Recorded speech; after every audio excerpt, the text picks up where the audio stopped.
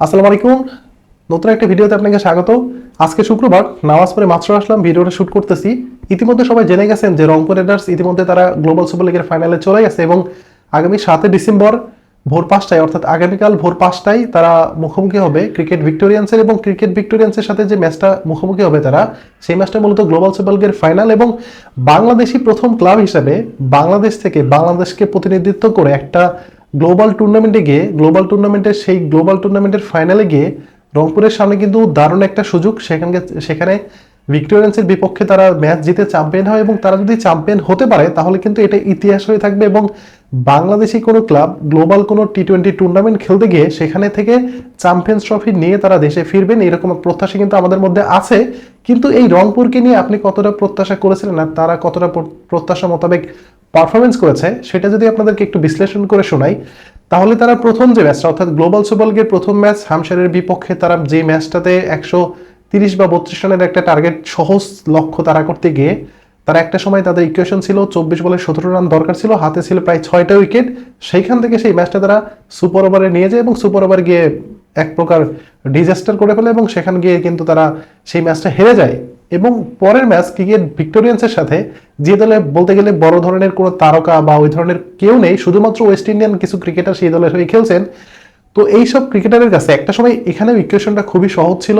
Maybe 56 বলে 54 রানের একটা ইকুয়েশন ছিল, তখন হাতে প্রায় 8 থেকে 7টা উইকেটের মতো ছিল। দেন এই ইকুয়েশনটা শেষের দিকে এসে কিন্তু আরো কম ছিল এবং ম্যাচটা কিন্তু চাইলে রংপুর রাইডার্স সেখান থেকে বের করতে পারতো, কিন্তু সেই ম্যাচটাও তারা হেরে যায়। এবং এই ম্যাচটা হারার পরে মূলত আমি সহ যারা রংপুর রাইডার্সের খেলাটা ফলো করেছেন, গ্লোবাল সুপার লিগের ম্যাচগুলো ফলো করেছেন, তারা সবাই ভেবে নিয়েছিলেন যে হয়তো রংপুর রাইডার্স এখান থেকে বিদায় নিচ্ছে এবং সেখান থেকেও খালি হাতে ফিরছেন। কিন্তু ডায়না অ্যামাজন ওয়ারিয়র্সের বিপক্ষে রংপুর রাইডার্স যে ম্যাচটা খেলতে নামে, সেখানে খেলতে নামার আগে তাদের জন্য একটা বড় ধাক্কা ছিল যে ইমরান তাহির, তিনি টসের সময় বলেছিলেন যে আমি লাস্টে রংপুর রাইডার্সের হয়ে খেলেছি, আমাকে এখনো কন্ট্রাক্টের পুরো টাকাটা দেয়নি, সো এই ম্যাচটা আমি পার্সোনালি জিততে চাই এবং ডায়না অ্যামাজন ওয়ারিয়র্সের জন্য আমরা ম্যাচটা জিততে চাই। এবং এই যে ধাক্কাটা, দেন প্রথম ইনিংসে রংপুর রাইডার্স মাত্র 117 রানের একটা টার্গেট দেয় ডায়না অ্যামাজন ওয়ারিয়র্সের বিপক্ষে এবং গায়নার যে ব্যাটিং লাইন আপ এবং তাদের যে খেলার যে অবস্থা ছিল এবং স্বাগতিক দল, তো 117 রান চেস করা খুব একটা ব্যাপার ছিল না। কিন্তু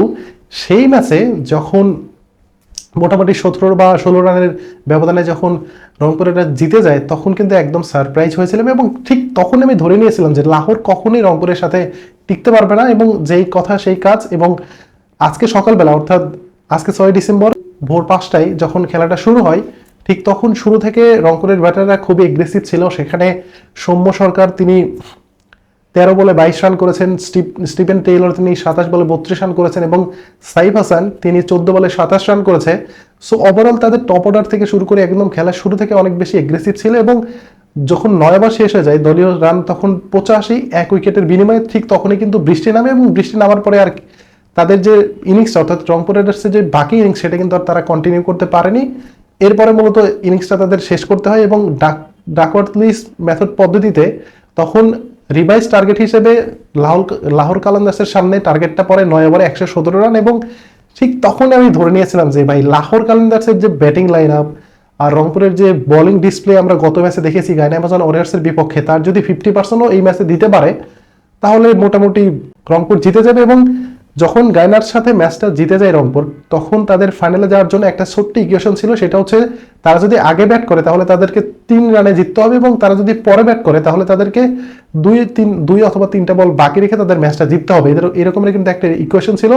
তো যখন তারা লাহোরের সাথে 9 ওভারে 85 রান করার পরে বৃষ্টিতে খেলা থেমে যায়, দেন সেকেন্ড ইনিংসে যখন লাহোর ব্যাটিং করতে নামে তাদের জন্য রিভাইজ টার্গেট হয় 117 9 ওভারে, তখন এটিকে বুঝে নিয়েছিলাম যে এই দলটা আসলে আর এই রান চেস করতে পারবে না এবং রংপুর ফাইনালে যাচ্ছে, এটা মোটামুটি কনফার্ম হয়েছিলাম। এবং ওভারের শুরুতে, অর্থাৎ দ্বিতীয় ইনিংসে লাহোর কালান্দার্স যখন ব্যাটিংয়ে নামে, ঠিক প্রথম ওভারে শেখ মেহেদিকে বোলিং আনেন নুরুল হাসান সোহান, রংপুরের ক্যাপ্টেন, এবং প্রথম ওভারে 3টা উইকেট, এর মধ্যে একটা রান আউট এবং একটা বোল্ড এবং একটা স্ট্যাম্পিং।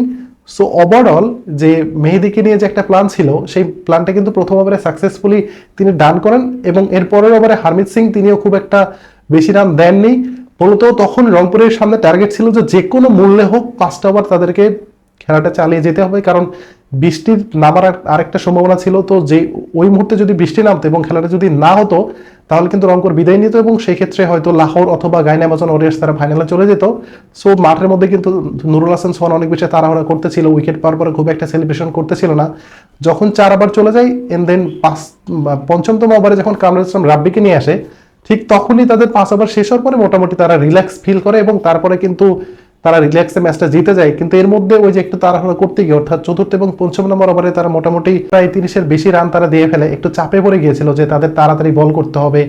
কারণ এই প্রেশারটা তাদের তখন নুরুল হাসান সোহানের মধ্যেও ছিল বা প্লেয়ারদের মধ্যেও ছিল যে তাদের ওইরকম ভাবে মেন্টালি প্রেশার নেওয়া বা মেন্টালি রেডি থাকা, একটা ওভার শেষ হওয়ার পরে মিনিমাম একটা বলারকে নতুন বল করতে এসে প্রায় 1 থেকে 1.5 মিনিট সময় দিতে হয়, কিন্তু নুরুল এই কাজটা করতেও দিচ্ছিল না। খুব তাড়াতাড়ি এই বোলিং চেঞ্জ, ফিল্ডিং চেঞ্জ বা কাউকে কোনো সেলিব্রেশন বা মাঠের বাইরে কেউ যাওয়া বা এইসবের কোনো কাজ কিন্তু তিনি করতে দিচ্ছিলেন না। তার একটা টার্গেট ছিল যে কোনো মূল্যে 5টা ওভার শেষ করতে হবে এবং 5 ওভার পরে এবং এই যে 3 এবং 4 নম্বর ওভারে গিয়ে তারা বেশি রান দেওয়ার ফলে একটা সময় দেখা যাচ্ছে যে আমাদের মধ্যে একটা শঙ্কা ছিল যে আদৌ কি ম্যাচটা রংপুর জিততে পারবে, যেভাবে মারা শুরু করে দিয়েছে। বাট এরপরে পঞ্চমতম ওভারে যখন কামরুল ইসলাম রাব্বি আসার পরে তখন একটু ডিজাস্টার হয়ে যায়, তখনও তিনি রান দিয়ে ফেলেন। কিন্তু এবং চ্যাপেল যখন প্রথম ওভারে বল করতে আসে ঠিক তখনই কিন্তু তাদের যে ভালো ব্যাটসম্যান ছিল তাকে উইকেট নেওয়ার মাধ্যমে কিন্তু খেলায় আবার ফিরে আসে রংপুর রাইডার্স এবং শেষ পর্যন্ত তারা ম্যাচটা জিতে এবং ফাইনালে চলে যায়। এবং এই হচ্ছে রংপুর রাইডার্সের সর্বশেষ আপডেট।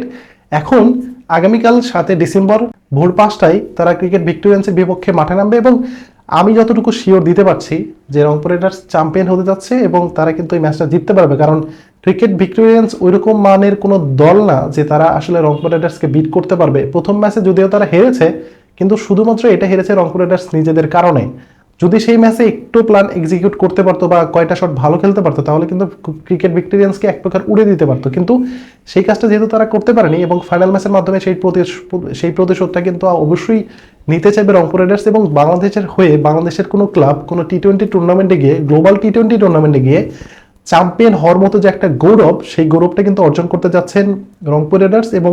এবং রংপুর রাইডার্সের জন্য অনেক অনেক শুভকামনা, অনেক অনেক ভালোবাসা। এবং আগামীকাল ভোর 5টায় ম্যাচটা শুরু হবে এবং ম্যাচটা দেখার আমন্ত্রণ জানিয়ে আজকের ভিডিও এ পর্যন্ত। এবং রংপুর রাইডার্সের যে পারফরমেন্সটা ছিল সেই পারফরমেন্সে আপনারা কতটুকু সন্তুষ্ট সেটা কিন্তু আমাকে চাইলে কমেন্ট বক্সে জানাতে পারেন। ধন্যবাদ সবাইকে, আসসালামু আলাইকুম।